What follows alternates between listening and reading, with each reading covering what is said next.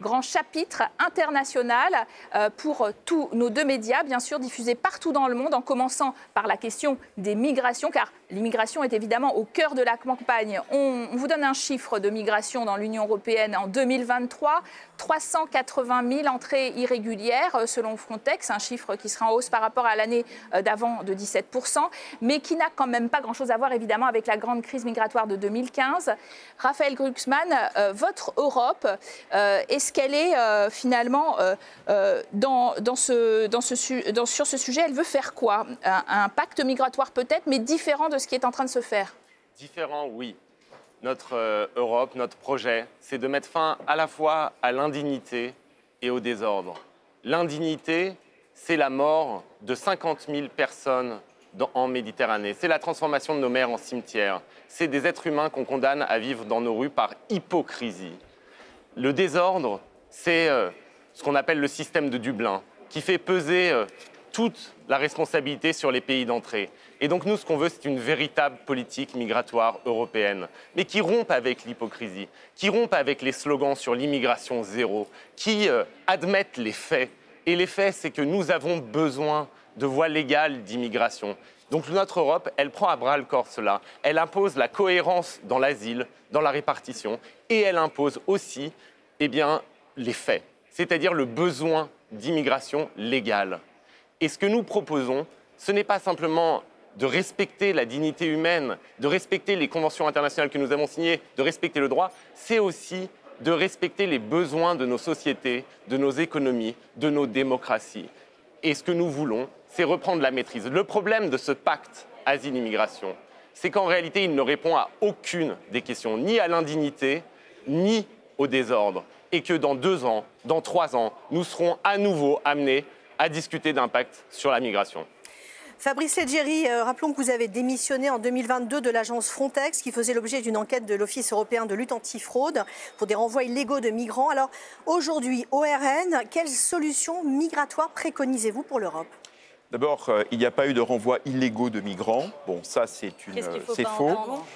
Simplement. C'est investigué par l'OLAF en tout cas. Hein, voilà. Et la conclusion a été que tout cela est faux. Bon, maintenant parlons des propositions, c'est ça qui intéresse les auditeurs. En réalité, le pacte asile-migration ne résout rien. C'est une tromperie politique et inhumaine.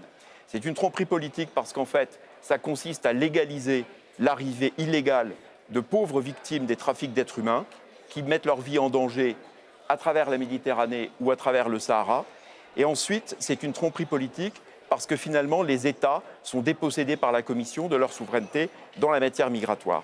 C'est inhumain parce que la vraie solution, ce serait de permettre à des personnes en besoin de protection internationale de faire leur demande d'asile dans des consulats de pays européens hors d'Europe, au plus près de la zone dans laquelle ils sont en danger, de manière à éviter que ces personnes tombent entre les mains de groupes criminels et mettent leur vie en danger. C'est ça l'humanité.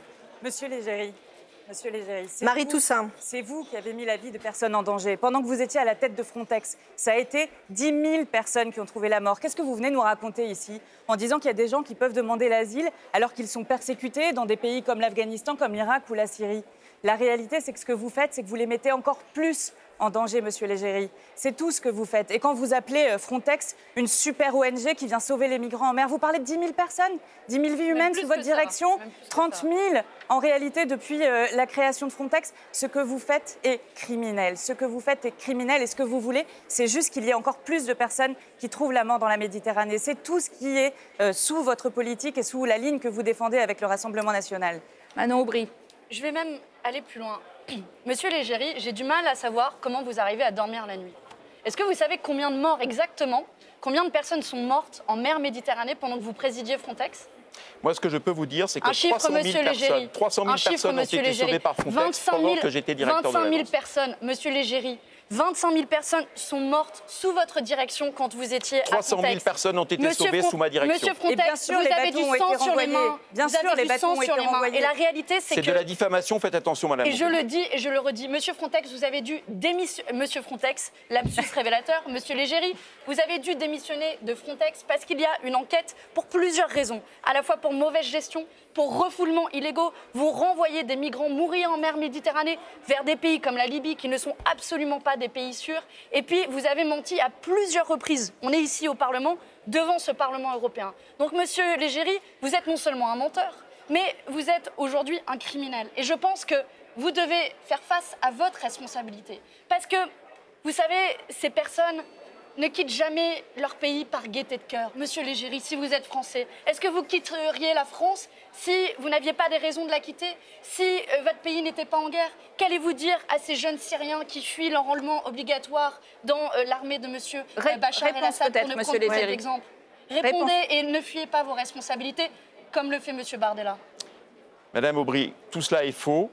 300 000 personnes ont été sauvées en mer Méditerranée alors que j'étais directeur de Frontex. S'il y a malheureusement des personnes qui se noient dans la mer, c'est parce que des groupes criminels mettent les migrants sur des bateaux et parce que des ONG irresponsables sont complaisantes et leur vantent l'Eldorado européen. Vous parlez des ONG de sauvetage en mer, monsieur Légéry. Vous parlez des ONG de sauvetage en mer, les personnes qui vont sauver des personnes. Et vous accusez les ONG qui vont sauver les personnes qui perdent la vie en mer de leur porter atteinte, de porter atteinte à leur vie. C'est fou. Madame Toussaint, voilà, c'était Madame Toussaint. Madame Toussaint, Valérie Ayé, on voit que le débat s'anime tout de suite sur le pacte asile-immigration. Vous le soutenez. En quoi constitue-t-il une avancée? Je le soutiens, ce pacte asile-immigration, parce qu'il va nous permettre de mieux contrôler nos frontières, de mieux gérer les flux migratoires irréguliers avec humanité et efficacité. Et au fond, de ne pas laisser les réseaux de passeurs décider à notre place. Et j'assume ce vote. Et je vois bien les stratégies électorales des uns et les autres autour de cette table ce soir. L'extrême droite. Évidemment, vous ne pouvez pas soutenir ce texte parce que répondre aux défis migratoires, ce serait assécher votre carburant électoral. Monsieur Bellamy, à droite, vous refusez de soutenir ce texte parce qu'au fond, vous courez toujours plus derrière l'extrême droite et malheureusement, on en a la démonstration supplémentaire ici. Et la gauche, avec la gauche, on est toujours dans la naïveté et dans l'inaction. Monsieur Glucksmann, vous prétendez que vous ne pouvez pas soutenir ce texte parce qu'il serait déshumanisant pour les migrants. Mais qu'est-ce que vous dites à vos collègues socialistes espagnols, à vos collègues socialistes allemands qui votent ce texte et qui le soutiennent? Est-ce que vous leur dites qu'ils sont devenus de méchants réactionnaires? Non, vous ne leur dites pas ça, tout simplement parce que si vous ne votez pas ce texte aujourd'hui, c'est pour des raisons électoralistes nationales. Parce que vous savez pertinemment que si vous votez ce texte, vous allez éclater la NUPES, vous allez éclater votre liste NUPES. Votre liste aujourd'hui, c'est une liste, votre numéro 3, M. Jouvet, qui a négocié l'accord de la NUPES et qui était tenant d'une liste européenne à la NUPES. Votre numéro, il n'y a pas de liste Kerich, pour nos téléspectateurs. Il n'y a pas de liste de gauche puisque vous êtes tous là. Permettez-moi de terminer. Oui. Votre numéro 14 qui se réjouissait d'une cohabitation avec M. Mélenchon. Madame Diop qui, au lendemain des attaques du 7 octobre, se réjouissait encore de cette collaboration. La réalité, c'est que vous ne pouvez pas. La réalité, c'est que vous ne pouvez pas voter ce texte pour des raisons de politique nationale et non pas sur des raisons de fond. Vous le savez très bien, vous êtes l'arbre qui cache la NUPES. Ayez au moins le courage de cette position. Alors, Raphaël Glucksmann. Écoutez-moi, ça fait 5 ans que je fais de la politique et je n'ai jamais été pris à défaut sur mes convictions et sur mes principes. Si je ne vote pas ce texte, contrairement à votre tirade que vous avez appris par cœur pour enrayer votre chute, si je ne vote pas ce texte, c'est parce que je l'ai lu dans le détail en me posant 2 questions, 2 simples questions. J'espère que vous l'avez lu et que vous vous êtes posé les mêmes questions. D'abord, est-ce que cela répond à l'indignité ? Et non, cela ne répond pas à l'indignité. Il n'y a rien sur le fait de sauver les gens en mer. Il n'y a rien qui permette de sauver l'Europe de cette indignité. Et deuxièmement, la deuxième question, non, c'est très important parce qu'il y a eu une tirade apprise par cœur. Moi, maintenant, j'aimerais vous répondre sur le fond. Et deuxièmement, est-ce que ça mettra fin au désordre? Est-ce que ça nous sort du système dit de Dublin que nous connaissons tous ici et qui crée le chaos en Europe? Le retour et la réponse au pays est non. Et donc, quand il y a une double réponse non aux questions que je me pose, parce que moi, je n'ai jamais voté contre ma conscience. Vous allez prendre beaucoup trop d'avance. Eh bien, nous avons des débats et il y a d'autres délégations qui votent contre. C'est inaudible. Nous avons des points de vue différents. Ça arrive. Je n'ai traité personne de méchant réactionnaire. Ça, c'est dans les éléments de langage. Mais je n'ai traité personne ici de méchant réactionnaire. Nous avons des divergences d'appréciation sur un texte. Vous êtes très en avance, Raphaël Glucksmann. Vous ne pourrez pas parler du reste de l'international, ça va vous déranger. Monsieur Bellamy. Alors, votre parti et le PPE insistent sur la rétention, par exemple, des migrants par les pays tiers. Et ça n'est pas toujours respectueux, finalement, des droits de l'homme dans ces pays. Quelle politique européenne en matière de migration vous voulez vraiment ? Le défi pour l'Europe aujourd'hui, c'est de retrouver la maîtrise de ses frontières extérieures. Et quoi qu'en dise la gauche, qu'on vient d'entendre à nouveau répéter ces vieilles lubies, en réalité, ce qui cause des morts en mer Méditerranée, ce qui fait qu'aujourd'hui des gens meurent sur la route de l'Europe, ça n'est pas que l'Europe a des frontières, mais c'est qu'elle n'en a pas. C'est parce que nous ne savons pas maîtriser nos frontières que des gens vivent avec cette idée. Le monde entier vit avec l'idée que celui qui arrive à mettre le pied illégalement sur le sol européen a toutes les chances d'y rester durablement. Et c'est cette idée-là qui crée des drames partout, à l'extérieur de nos frontières, mais aussi dans nos pays. Parce qu'aller demander aux citoyens de nos pays s'ils vivent bien la situation d'impuissance migratoire dans laquelle se trouve l'Europe. Je suis heureux que les gens qui nous écoutent aient eu un petit aperçu des débats que nous aurons vécus au cours du dernier mandat, et notamment concernant l'agence Frontex. Nous avons défendu le fait que l'agence Frontex devait avoir un mandat clair, celui d'une agence de garde-côtes et de garde-frontières. Et vous voyez ici que la gauche, et les macronistes ont fait partie de cette coalition, refusent qu'un garde-frontière défende les frontières, et même condamne un garde-frontière quand il défend les frontières. Et M. Bardella n'est pas là pour vous défendre. M. Leggeri, c'était aussi le cas pendant ce mandat. C'est nous qui avons assumé de défendre le mandat de l'agence Frontex au moment où le Rassemblement national voulait la disparition de cette agence quand vous en étiez le directeur exécutif. Nous disons simplement qu'effectivement, l'Europe doit faire en sorte que demain, quelqu'un qui cherche à rentrer illégalement sur le sol européen soit retenu à l'extérieur de l'Europe pour que la procédure d'asile soit instruite à l'extérieur des frontières. C'est la condition pour sortir du désordre que vous évoquiez, Raphaël Glucksmann. Mais c'est dommage que quand nous avons proposé de renforcer nos frontières, quand nous avons proposé, par exemple, avec le PPE, avec la droite européenne, que le budget européen puisse financer des infrastructures physiques de protection des frontières extérieures de l'Europe, Valérie Hayé s'y est opposée avec virulence, les socialistes, les Verts, toute la gauche a critiqué cette proposition qui est pourtant nécessaire. Et donc c'est un rendez-vous de vérité pour l'Europe. Monsieur Bellamy, vous allez déborder. De sérieux. Marion Maréchal, c'est votre tour dans ce débat. Qu'est-ce qui vous différencie en fait du Rassemblement national et des Républicains sur cette question migratoire ? Déjà, dans quel contexte avons-nous ce débat ? C'est-à-dire que là, à l'heure où je vous parle, l'État islamique a menacé de s'en prendre à la Coupe d'Europe de football. Il y a quelques jours de cela, les services de renseignement intérieur français ont annoncé qu'il pourrait y avoir une menace d'infiltration de djihadistes parmi les clandestins qui aujourd'hui entrent en Europe. Donc il n'est pas utile de rappeler la menace sécuritaire que fait peser aujourd'hui une immigration clandestine incontrôlée, au-delà évidemment de la menace culturelle, identitaire et économique qui pèse aujourd'hui sur notre continent. Donc moi je considère que le rôle de l'Union européenne aujourd'hui, c'est de protéger les Européens. Et si on veut à la fois d'ailleurs sauver des vies en Méditerranée et protéger les Européens, la réponse, c'est une politique de dissuasion et de fermeté. La réponse, c'est le modèle australien du no way, qui dissuade dans les pays d'origine les personnes de venir, qui disent que si jamais il y a une entrée clandestine, il n'y aura jamais de régularisation, qui font des centres de rétention à l'extérieur de leurs frontières, en l'occurrence en Australie, en Papouasie-Nouvelle-Guinée, qui doit être un modèle. Mais au-delà de ça... Donc vous voulez qu'on fasse finalement des grands accords avec les pays extérieurs ? Il faut par ailleurs des accords avec les pays de départ, ce qui est en train d'ailleurs de réussir à faire Madame Giorgia Meloni, malgré l'opposition des macronistes et malgré l'opposition de la gauche et avec des résultats certains. Mais il faut aussi réformer Schengen. Il faut que la libre circulation dorénavant soit réservée aux Européens et non aux personnes extra-européennes. Il faut également un blocus naval européen sur le modèle de l'opération Sophia qui a été abandonné. Il faut aussi une réforme du droit d'asile. Je regrette que personne n'en parle parce qu'aujourd'hui nous avons un droit d'asile beaucoup trop large et beaucoup trop laxiste. Et donc, ce sont des conventions internationales. Et si nous mettons, oui, mais ça relève en l'occurrence aussi du droit européen. Et donc il ne faut pas avoir davantage de transfert de souveraineté vers l'Union européenne, mais il faut que là où l'Union européenne agisse, elle agisse avec la logique permanente de la protection de nos frontières, ce qui n'a pas été le cas évidemment dans les dernières décennies. Léon Desfontaines, au Parti communiste, qu'est-ce que vous attendez de l'Europe sur la question migratoire ? Est-ce que vous êtes d'accord d'ailleurs avec ce qui vient d'être dit par Marion Maréchal ?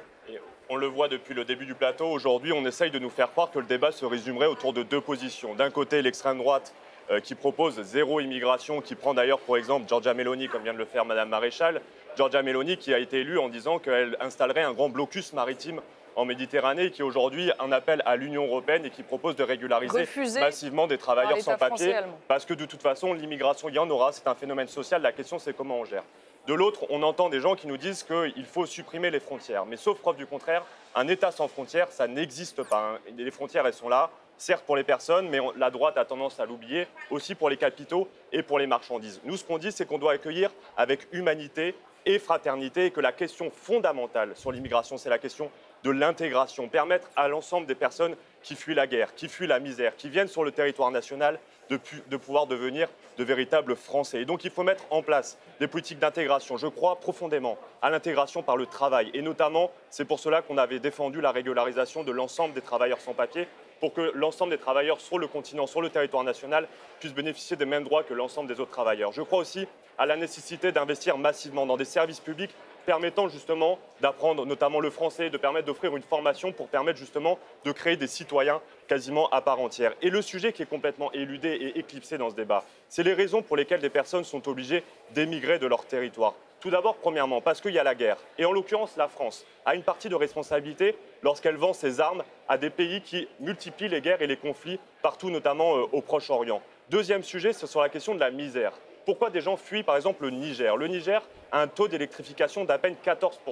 Comment voulez-vous permettre d'offrir un avenir à des gens qui n'ont pas accès à l'électricité, qui n'ont pas accès à l'eau courante, qui n'ont pas accès à une université, à une qualité de soins digne de ce nom? Eh bien, il faut engager massivement des moyens pour permettre une aide réelle à la coopération pour ces États et notamment permettre à l'Afrique d'avoir un taux d'électrification au même niveau que l'Europe et engager du nouvel échange avec l'espace méditerranéen et avec l'Afrique subsaharienne.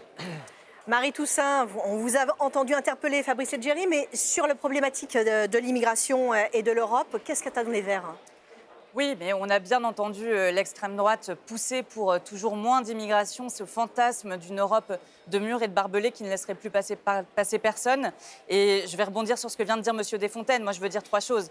La première, et je reprends les mots ici du poète Edmond Haraucourt, c'est que partir, c'est mourir un peu.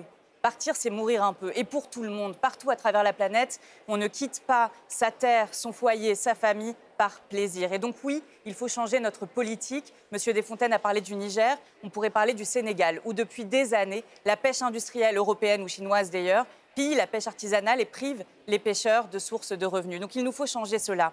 Il nous faut aussi travailler à l'intégration. Je suis d'accord. Et pourquoi pas suivre au niveau européen les processus d'intégration? On a réussi à le faire avec les Ukrainiens et les Ukrainiens. Pourquoi ne réussirons-nous pas avec le reste des demandeurs d'asile? Et puis la troisième chose, c'est la question de la dignité.